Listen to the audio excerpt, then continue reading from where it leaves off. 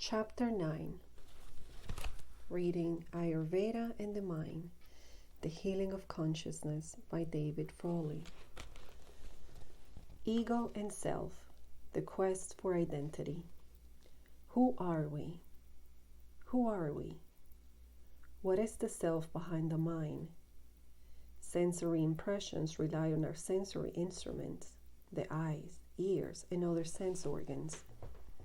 Similarly, emotions and thoughts relied upon mental instrumentality, the mind.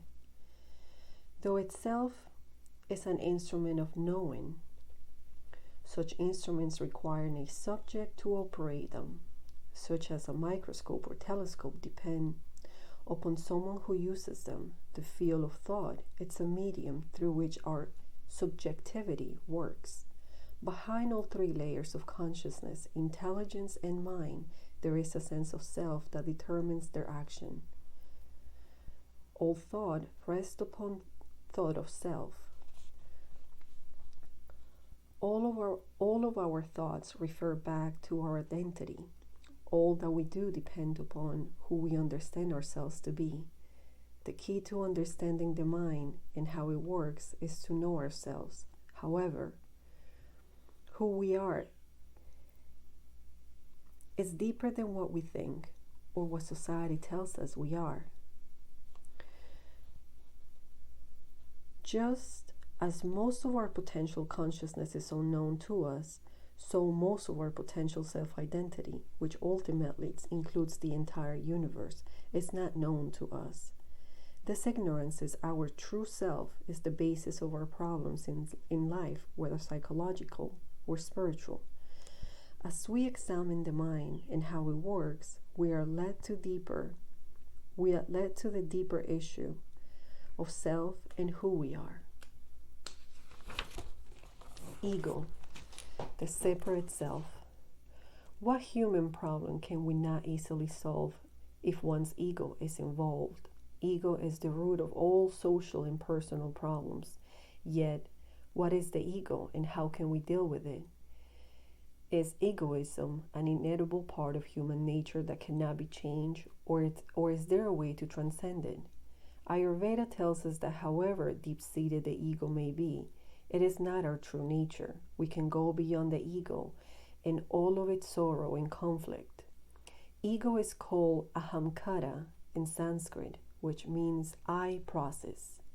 Ego is a process of self-identification in which we associate our inner being with our outer object or quality. Through it we determine I am this or this is mine. Ego creates the self-image or I am body idea and results in the sense of separate self. Through it we become isolated and feel different from the world and creatures around us. Ego is the function of consciousness to identify itself with an object, through which we feel ourselves one with a particular body. Only what we have identified ourselves or as belonging to us, like our family and friends, can we feel deeply about and really bring into our consciousness. Ego is quite different from our nature, from our true self, Atman, which is the pure I am, or I am that I am, the I in itself devoid of subjectivity. Our true self stands above all mental and physical forms and conditions, and it's ever detached, free, and aware. The ego arises from the I thought that stands behind all our thoughts. Whatever thought we have, we must first have the thought of I, self or I, to exist. Ego introduces the principle of division through which consciousness is fragmented and strife before becomes possible. It keeps the subjective aspect of our being, self, trapped in some subjective form or quality. Various bodily sensations or mental states in which there is change and sorrow. Ego is the primary function of consciousness directed externally. It brings about the entire outward development of consciousness through the mind and body, which are all fragmentations in the field of awareness. Ego affects all the functions of the mind. Everything we do is based upon the self and its motivations. Ego pervades all levels of consciousness and all the bodies of the soul, which require a self-sense for their function. Normally, we only know the physical or awakened ego, but subtle levels of our nature have their respective egos that allow for their various activities. The ego concept arises from the atomic nature of the mind. Because we can only focus on one point at a time, we develop the idea of ourselves as a separate center in time and space. By its point-like nature, ego creates a narrow focus or bias, a central blind spot that distorts our vision. Because of this self-sense, all humans have an inherent feeling of pride. We like to think that we, or what we identify with, our religion, country, race, class, or family, is the best or the only valid one. The process of pride causes us to look down on others and create conflict. Ego and the functions of the mind. Ego arises from a failure of intelligence, buddhi. It is a misjudgment of error in our perceptual process. The most important function of intelligence is to ascertain the nature of the self. Self-determination is the most primary of all determinations. First, we must know who we are before we can know what the world is or what we should do. Ego arises when we fail to discern our true self, which is pure awareness, and mistake it for the body, which is no more than an object. However, once intelligence makes the mistake of the ego distorts intelligence, which then serves to rationalize it. We use our intelligence to further the ego's goals of accumulation and achievement in the external world, and lose track of our inner goal, which is to know our real nature. This ego of intelligence is the hardest ego to become because it is so primary, a misconception. Some thinkers regard buddhi or intelligence as the self. This is a mistake because the self transcends all movements of thought. However, since intelligence is close to the self, it can lead us gradually to it. Our deepest consciousness, chitta, precedes the manifest ego, but itself contains a rudimentary or latent ego. As a part of matter, prakriti, consciousness has an inertia to take form that develops through the ego. Ego uses our deeper consciousness to cling to life and to sustain its experience. The rudimentary ego, hidden in our deeper consciousness, gradually evolves into all the diversification of the mind-body complex. From ego arises the outer mind, manas, senses and body, through which we experience our separate existence. The sense mind, by its outward propensity, is naturally under sway of the ego, and only with difficulty can be brought under the control of true influence. Ego operates through the mind to acquire sensations that allow it to expand and feel good about itself. The ultimate crystallization of the ego is the physical body, in which we experience ourselves as completely separate from other creatures. Whatever functions occurs in our consciousness, an ego is automatically posited as a part of our boundary. Each emotion projects a kind of ego. For example, the ego of anger is very different from the ego of love. We run into problems in our behavior when the ego of our emotions drives us to actions that we later regret. Because ego is inherently limited and isolating, it must bring unhappiness. It causes us to identify with some things and not with others.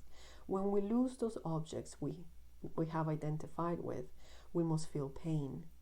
When we contact what we are not identified with, what we regard as alien to ourselves, we also experience pain. Ego and perception. Ego arises automatically during the perceptual process. As the thought of I underlies all thoughts, so the sensations of I underlies all impressions. The sense mind, manas, provides a series of sensory impressions for which the body is the main focus and instrument. The ego, inherent in body consciousness, colors all these. Ego appropriates impressions such as I like this, or I do not like that, I love this, or I hate that. Similarly, ego appropriates intelligence and uses it to justify its own reactions. Its logic is that I must be right, I must be good. Ego stops intelligence from perceiving the truth and instead imposes its own opinions as truth.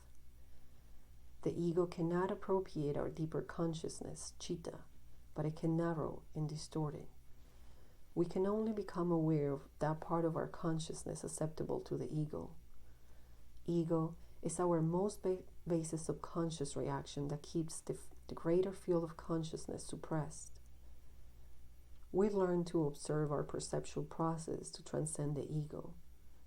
This requires that our deeper consciousness is in a state of peace and that our intelligence functions objectively. The ego, as a form of ignorance, tamas, and distraction, rajas, becomes reduced as we no longer provide the environment in which it can flourish.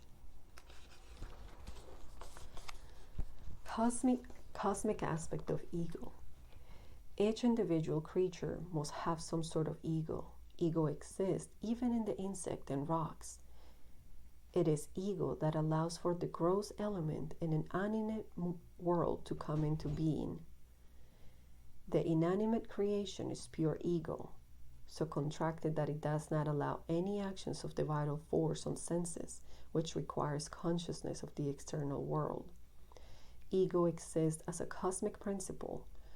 From it, the root details and archetypes of creation, which are inherent in cosmic intelligence, can be diversified. Ego is responsible for the creation of different objects, creatures, and worlds. From it, the gross and subtle elements arise. We can perceive higher cosmic state of ego once we expand our sense of self into the deeper levels of consciousness.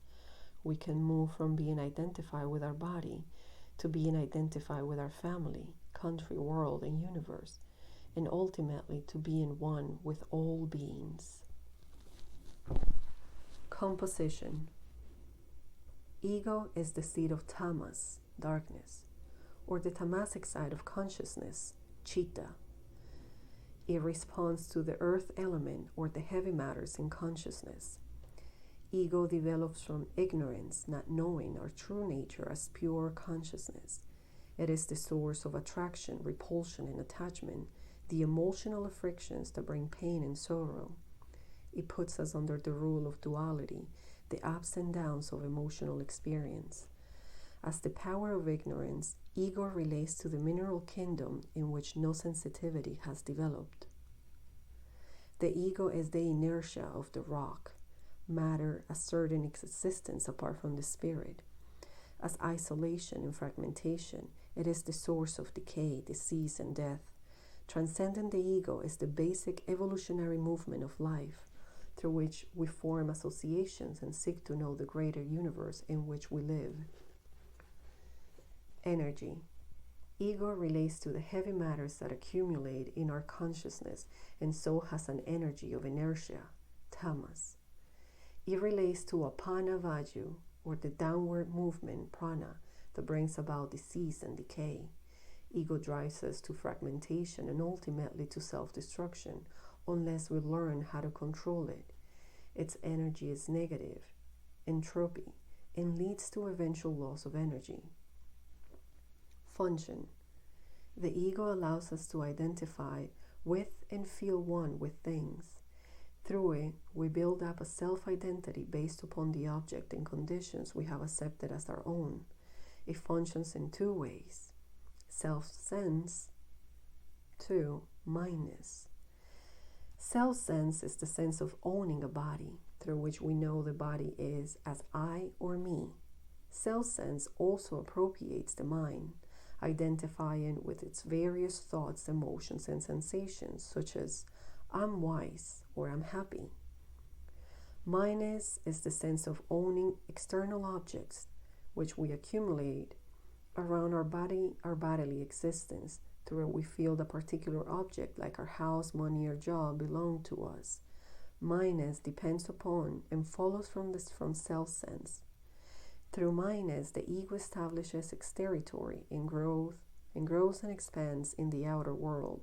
As long as we have a sense of ownership or possession of anything, we're caught up in the ego and its bonds. The ego, like the sense mind, has an outing energy. But while the mind seeks enjoyment in the realm of senses, the ego seeks to embody itself in a material form. The ego's identification of the self with the body sets in motion the entire cycle of rebirth.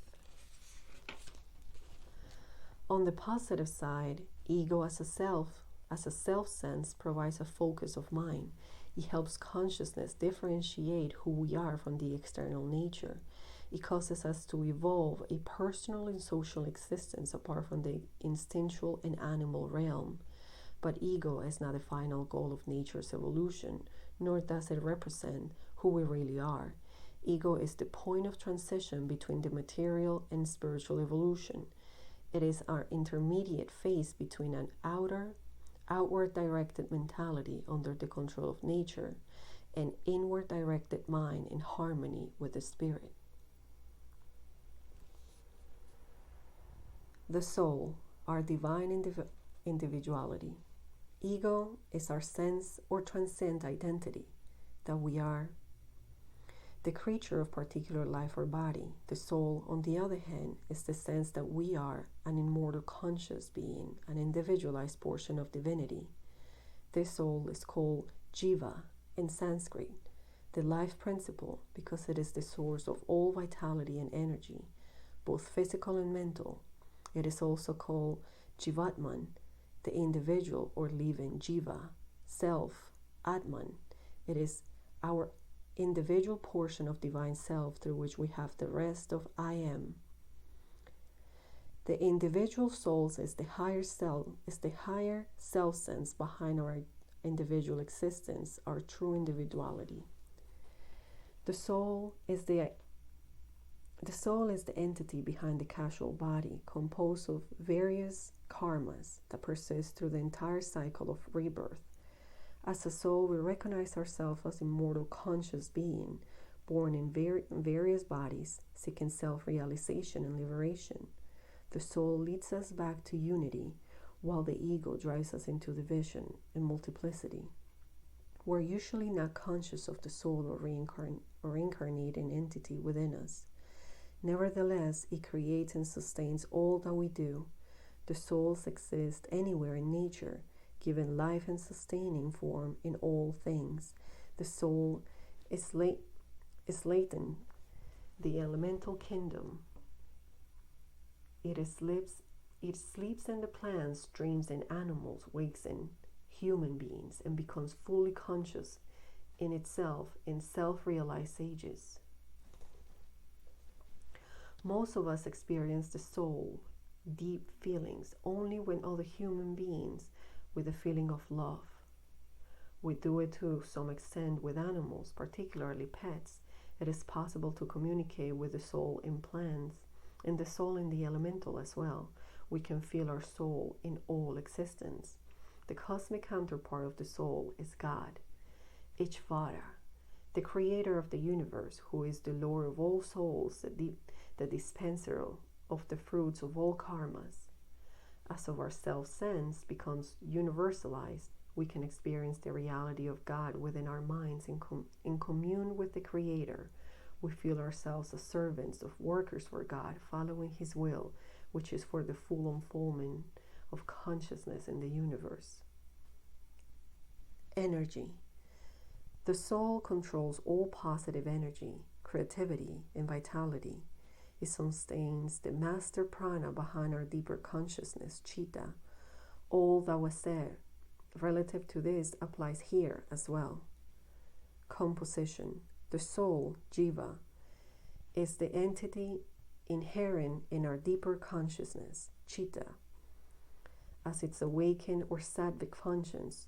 For this reason, the soul is not always differentiating from chitta in its pure form or from the awakened intelligence, buddhi, both of which functions through sattva, the purification of chitta and the awakening of intelligence come about through the soul coming forth and taking charge of our existence. The soul, jiva, becomes conscious through the pure sattva developed in our various lives. Through it, the casual prana, vital force, arises by which we become alive and animate. The soul is the source of life, prana, love, chitta, and light, buddhi, which are its three main powers. Because of it, we wish to live forever, to be perfectly happy, and to know absolute truth. Functions. The soul works through the power of identification, but unlike the ego, it expands its field of identification to include all of which it's aware. It has two main functions, self-knowledge and surrender to God. The soul's knowledge is self-knowledge, knowledge of our true nature as pure consciousness. This allows us to find unity with all that we perceive and open up to all the secrets of the universe to us. Its main action is surrender to God. It's Shava Pranidhana, and following the divine will, the higher functions of consciousness and intelligence, like samadhi and intuition, function through it. Though the individual self, both consciousness and intelligence, get activated, causing knowledge of truth, immortality, and infinity. To really enter the spiritual path, we must become conscious of ourselves on a soul level. This requires getting to the real soul awareness that lies hidden in our deeper consciousness, chitta. The soul comes forward when we set aside our sense of bodily identity and recognize ourselves as individuals' portion of divinity. When the soul comes forth, we set aside our transcend ego goals and organize our lives towards our eternal goal of God realization. The soul is the most subtle form of ego or individuality through which we can go beyond the ego.